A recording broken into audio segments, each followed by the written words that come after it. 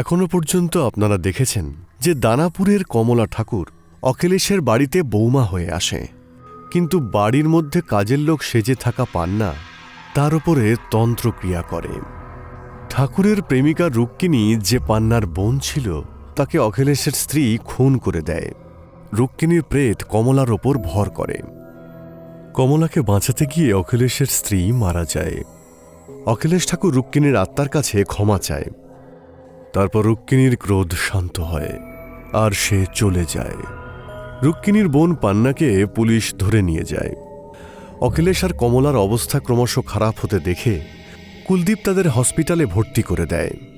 এরপর দেখুন, ওই রাতটা মহলের জন্য খুবই ভয়ঙ্কর ছিল। রাতটা প্রতিদিনের মতো একটা সাধারণ রাত ছিল, কিন্তু গত কয়েক ঘন্টায় কমলা আর তার পরিবারকে খুবই যন্ত্রণা দিয়েছিল, এবং সেই যন্ত্রণা কোনোদিনও ভোলারই ছিল না। অখিলেশের স্ত্রী কমলাকে বাঁচাতে গিয়ে মারা যায়। ঠাকুর অখিলেশ আর কমলাও গুরুতর জখম হয়েছিল। কয়েক মাস ধরে চলা চিকিৎসা আর সাইকিয়াট্রিক ট্রিটমেন্টের পরে কমলা আস্তে আস্তে সুস্থ আর স্বাভাবিক হয়ে উঠছিল। কমলা ঠিক হওয়ার পরে ঠাকুর, অখিলেশ, কুলদীপ আর কমলা আবার মহলেই ফিরে আসে। কিন্তু এই মহলে থাকাটা তাদের জন্য কোনোভাবেই আর স্বাভাবিক ছিল না। প্রত্যেকবারই তাদের চোখের সামনে সেই বীভৎস দৃশ্য ভেসে উঠত, আর তারা ভয়ে কেঁপে উঠত। কোনো খারাপ স্বপ্ন দেখলে সেটা কাটাতেই অনেকটা সময় লেগে যায়। আর যা কিছু তারা চোখের সামনে ঘটতে দেখেছিল সেটা ভোলা তো অসম্ভব ছিল। কিন্তু একদিন, বাবা, তোমায় কিছু বলতে চাই, কিন্তু বুঝতে পারছি না কোথা থেকে শুরু করব। জানি না তুমি আমার কথাগুলো বুঝতে পারবে কিনা। গত কয়েকদিন ধরে এই মহলে এত কিছু দেখেছি, এখন এক মুহূর্ত আর এখানে থাকতে ইচ্ছে করে না। বাবা তো এটা আশ্বাস দিয়েছে যে রুক্মিণীর আত্মা আমাদের আর বিরক্ত করবে না, কিন্তু যা কিছু নিজের চোখে দেখেছি তা তো ভোলা এত সহজ নয়, তাই না? মায়ের মৃত্যু, কমলার ওই অবস্থা, আমি কিছুতেই ভুলতে পারছি না। আমি এটা চাই যে এই মহলটা ছেড়ে আমরা অন্য কোথাও চলে যাই, এমন কোনো জায়গা যেখানে কেউ আমাদের অতীতটা জানবে না। নতুন কোনো জায়গাতে গিয়ে নতুন করে আবার আমরা শুরু করি। এই মহলার মধ্যে আমার সত্যিই খুব ভয় করে। মনে হয় যে কমলা না আবার আগের রূপে ফিরে আসে। আর এবার যদি আমরা কমলাকে বাঁচাতে না পারি তাহলে কি করব? মাকে হারানোর পরে আর কাউকে হারানোর ক্ষমতা নেই আমার মধ্যে। যেমনটা তুই অনুভব করছিস বাবা, আমিও ঠিক তেমনটাই করছি। আমি চোখের সামনে তোর মাকে মরতে দেখেছি রে। আমিও আসলে এটাই চাই যে অতীতের এই কালো ছায়া থেকে আমরা দূরে কোথাও চলে যাই, কিন্তু কোথায় যাব কিছুই বুঝতে পারছি না। ছেলের কথা শুনে অখিলেশ ঠাকুর মহলের মায়া ত্যাগ করে একেবারের মতো সেখান থেকে পালিয়ে যায়। মহলের কাজের লোকেরা, এমনকি কমলার বাপের বাড়ির লোকেরাও সে কথা জানত না যে অখিলেশ ঠাকুরেরা কোথায় গেছে।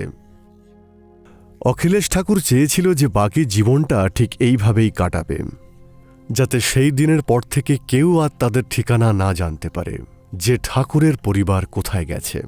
এদিকে 10 বছর জেল খাটার পরে পান্না জেল থেকে মুক্তি পায়। জেল থেকে বেরিয়ে সে সোজা তার গুরু বাবা কপালনাথের কাছে গিয়ে পৌঁছয়। এখানে আবার তুই কি নিতে এসেছিস? আপনার আশীর্বাদ নিতে এসছে বাবা। আপনি একমাত্র সেই মানুষ যে প্রত্যেকটা সময় আমার পাশে ছিল, কিন্তু আমার ভাগ্যটাই খারাপ ছিল যে আমার বোনের মৃত্যুর বদলা নিতে গিয়েই আমার পুরো জীবনটা ছাড়খাড় হয়ে গেছে। শেষ সময়ে ওই সুযোগটাই আমার কাছ থেকে চলে গেল। কিন্তু কি করতাম, আমার মনের এই আগুন এখনো শান্ত হয়নি। যাই হয়ে যাক না কেন, মেম সাহেবের পরিবার মাটিতে মিশে যাওয়া না পর্যন্ত আমি শান্ত থাকতে পারবো না। ওই পরিবারের একজন যতদিন বেঁচে থাকবে আমি শান্ত থাকতে পারবো না, এটাই আমার প্রতিজ্ঞা। তাহলে তুই যা, পূর্ণ কর তোর প্রতিশোধ। তন্ত্রশাস্ত্র এটাই বলে, একবার যদি কারো ওপর তন্ত্র করে দেওয়া যায় তাহলে আর কোনোদিনও পিছনে তাকাতে নেই। তোর তন্ত্রবিদ্যার ওপরে ভরসা রাখ আর এগিয়ে যা, তোর গুরু তোর সঙ্গে আছে। কিন্তু বাবা, আমি মেম সাহেবের বাড়ি থেকেই আসছি। ওই বাড়িতে এখন কেউ থাকছে না, পুরো খালি ওই বাড়ি। ঠাকুরকে খুঁজে বের করার দায়িত্ব এখন তোর। তোর কাছে আর তো কোনো উদ্দেশ্যও নেই। তোর জীবনের উদ্দেশ্য ধরে নে এটাই। তোর জীবনের একটাই উদ্দেশ্য এখন, ঠাকুরকে শেষ করে দিতে হবে। কতদিনও পালিয়ে বাঁচবে, আজ নয়তো কাল আমরা ঠিক জেনে যাব যে ও কোথায় লুকিয়ে রয়েছে। এবার ওর ওপরে আমি এমন মন্ত্র প্রয়োগ করব যে ওর দুর্দশা দেখে ভগবানও মুখ ঘুরিয়ে নেবে। পান্না মহলে কাজ করা পুরনো কাজের লোকদের ঠিকানা খুঁজে বের করে আর সবার কাছে গিয়ে অখিলেশের ব্যাপারে খোঁজ নেয়। হরির ঘরে গিয়ে, আমি জানি হরিয়া, বাবু তোকে খুব বিশ্বাস করে। এত সহজে তুই তোর মুখ খুলবি না। এই লেবুটা দেখছিস না আমার হাতে, কালো জাদু করেছি এতে। যদি এই লেবুটা তোর মাথার চারিপাশ থেকে 3 বার ঘোরাই না, তাহলে তোর মাথাও সেরকমভাবে 2 টুকরো হয়ে যাবে। তুই সঙ্গে সঙ্গে মরে যাবি। যদি বেঁচে থাকতে চাস তো বল, ওরা কোথায় আছে? পান্না, আমরা তোমার কি ক্ষতি করেছি? তুমি আমাকে ছেড়ে দাও। আমি সত্যিই জানি না ঠাকুর কোথায় গেছে। আর একটা কথা বলবো, যদি আমি জানতামও তাহলেও বলতাম না। আরে 20 বছর দয়া করে ঠাকুর তোমাকে থাকতে দিয়েছিল। তোমার মতো বেঈমান আমি আজ পর্যন্ত দেখিনি। যার জন্যে তুমি ঠাকুরকে ক্ষতি করতে চেয়েছিলে সেই তো ঠাকুরকে ক্ষমা করে দিয়েছে। এখনো আবার কিসের শত্রুতা তোমার?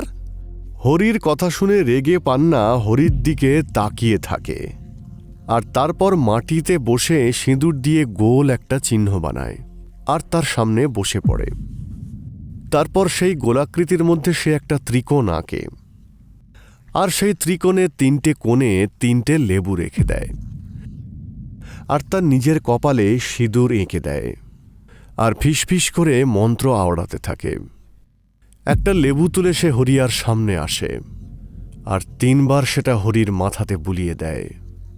এটাই তোর শেষ সুযোগ, বলে দে তুই যা জানিস বলে দে, না হলে কিন্তু আজকেই মরবি তুই। আরে আমি বললাম না যে আমি কিছুই জানি না। আরে আমি তো দূরের কথা, গ্রামের কেউ জানে না যে ঠাকুর সাহেব কোথায় গেছেন। এত বছর ধরে কেউ খুঁজে বের করতে পারেনি ঠাকুরের ঠিকানা। আর তুমিও কোনোদিনও জানতে পারবে না যে ঠাকুর কোথায়। হরিয়া রেগে গিয়ে এসব কথা বলছিল। পান্না লেবুটাকে ছুরি দিয়ে 2 টুকরো করে ফেলে। দেখতে দেখতে হরির গলা দেহ থেকে ছিন্ন হয়ে মাটিতে পড়ে যায়। কাউকে ছাড়বো না, সবাইকে মেরে ফেলবো আমি। পরের দিন হরির মৃতদেহ ওইভাবে পড়ে থাকতে দেখে গ্রামে সবাই আঁতকে ওঠে।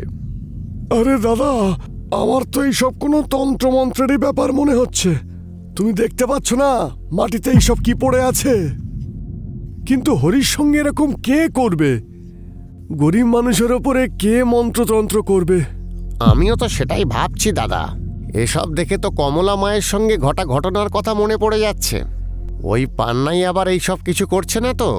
ও কি জেল থেকে ছাড়া পেয়েছে নাকি? আমি কি করে বলবো বলো তো? আর এমনিতেও পান্নার আমাদের সঙ্গে কিসের শত্রুতা থাকবে? ওর আমরা কি ক্ষতি করেছি? কিন্তু সত্যি বলতে আমারও খুব ভয় করছে। পান্না রামু আর সূর্যর কাছে গিয়ে অখিলেশের ঠিকানার ব্যাপারে জিজ্ঞেস করতে থাকে, কিন্তু তাদের কাছ থেকেও পান্না কিছুই জানতে পারে না। যার কারণে তাদের দুজনকে হরির মতো একইভাবে প্রাণ হারাতে হয়। ঠাকুরের মহলের 3 জনকেই বিনা কারণে প্রাণ হারাতে হয় আর বাকি 2 কাজের লোক এই 10 বছরের মধ্যে মারা গিয়েছিল। এদিকে পান্না হন্যে হয়ে ঠাকুরের ঠিকানা খুঁজে বেড়াচ্ছিল। পান্না এত সহজে ঠাকুরের ঠিকানা খুঁজে পাক সেটা বিধাতাই হয়তো চাইছিলেন না। সময় ক্রমশ এগিয়ে চলেছিল। এদিকে পান্না সারা গ্রামে ঠাকুরের ঠিকানা খুঁজে বেড়াত। এইভাবে 20 বছর পেরিয়ে যায়। পান্না আস্তে আস্তে বুড়ি হয়ে গিয়েছিল। তার কোমরও নিচু হয়ে যায়, আর মাথার কালো চুলগুলো সাদা হয়ে গিয়েছিল। কিন্তু পান্নার ভিতরে প্রতিশোধ নেওয়ার ইচ্ছে আরও ভয়ঙ্কর হয়ে উঠেছিল। আরও কয়েক বছর কেটে যায়। পান্না এটা বুঝতে পেরেছিল যেটা হলো তার জীবনের শেষ পর্যায়ে। এবার যদি সে অখিলেশ ঠাকুরকে খুঁজে না পায় তাহলে তার আত্মা কোনোদিনও শান্তি পাবে না। আর প্রতিশোধ না নিয়ে সে কিছুতেই মরতে চাইছিল না। আমার একবার বাবার সাথে দেখা করা দরকার। জন্ম মৃত্যুর এই চক্রকে হারিয়ে উনি সারা জীবন তপস্যা করে গেছেন। আমার সমস্যার কোনো না কোনো সমাধান তার কাছে থাকবেই। পান্না আরও একবার বাবার কাছে যায়। বাবা, আমার শরীর ছেড়ে দিচ্ছে আস্তে আস্তে। চোখেও কম দেখছি আজকাল। শরীরের সব শক্তিও চলে যাচ্ছে। কিন্তু আমার মনের জোর আজও সেরকম যেরকম 30 বছর আগে ছিল। একই। নিজের বদলা না নিয়ে আমি মরতে পারবো না। আমি সারা জীবন আপনাকে ভগবানের মতো পূজা করে গেছি। আমি শুধু আপনাকে বিশ্বাস করি। আপনি তো তন্ত্রমন্ত্রের রাজা। এমন কিছু করুন যাতে বদলা না নিয়ে আমি মরতে না পারি। এসব তুই কি কথা বলছিস? মানুষ হয়ে যখন তুই জন্ম নিয়েছিস তখন তোর মৃত্যু তো নিশ্চিত। জন্ম মৃত্যুর চক্র থেকে কেউ মুক্তি পায় না। এই কথা শুনে পান্না বাবার পায়ে পড়ে ফুঁপিয়ে ফুঁপিয়ে কাঁদতে থাকে। একটা উপায় আছে, কিন্তু তার জন্যে তোকে এই মানব যোনি ত্যাগ করে ডাইনি হতে হবে। ডাইনি কি তা তুই জানিস তো? ডাইনি সেই যে বারবার নরহত্যা করে তার মন্ত্রবিদ্যার সাহায্যে সঠিক উপায় করে। তাহলে না তার আয়ু কোনোদিন শেষ হয়, আর না তার যৌবন কোনোদিন কমে। ডাইনি পৃথিবীতে 1000 বছর বাঁচতে পারে, কোনো মানুষ তাকে হত্যা করতে পারে না। বাবা, আমি রাজি আছি। আপনি শুধু বলুন আমাকে কি কি করতে হবে। এক বিশেষ তন্ত্র সাধনা আর কালো জাদু প্রয়োগ করে আমি তোকে ডাইনিতে বদলে দেব। তাতে তোর নাম আর রূপ দুই বদলে যাবে। কিন্তু এই নতুন চেহারা মাত্র 4 বছর অবধি ধরে রাখতে পারবি।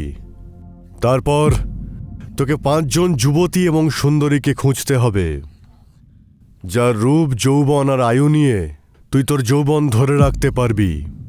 যদি তুই এই 5টা বলি দিতে না পারিস তাহলে তোর আসল রূপ আর বয়স কিন্তু বেরিয়ে আসবে। ডাইনির শক্তি থাকে তাদের খোঁপাতে, তাই খেয়াল রাখবি তোর চুল যেন কেউ স্পর্শ করতে না পারে। নিজের গুরুর আদেশে আর তন্ত্রমন্ত্রের সাহায্যে পান্না তার বয়স্ক শরীরটাকে যুবতীতে বদলে দেয়। পান্না ডাইনিতে পরিণত হয়ে যায়, আর তার রূপ আর শক্তিকে ধরে রাখার জন্যে 4 বছর অন্তর সুন্দরী যুবতীদের বলি দিতেই হবে।